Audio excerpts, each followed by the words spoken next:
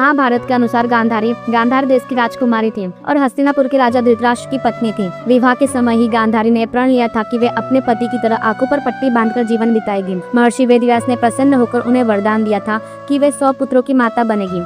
यह वरदान उनके लिए गर्व और सौभाग्य था।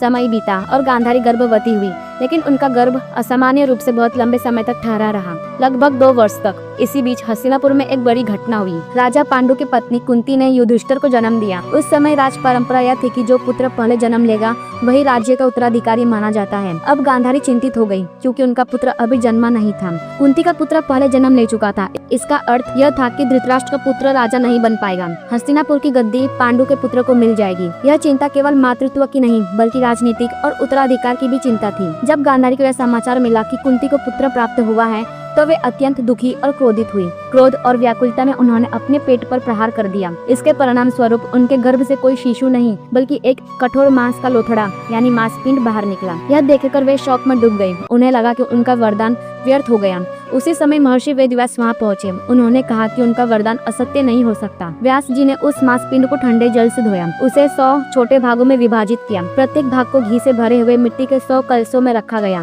एक अतिरिक्त भाग से एक कन्या का भी निर्माण किया गया। उन्होंने आदेश दिया कि उन कलशों को निश्चित समय तक सुरक्षित रखा जाए। निर्धारित समय के बाद सबसे पहले जन्म हुआ दुर्योधन का।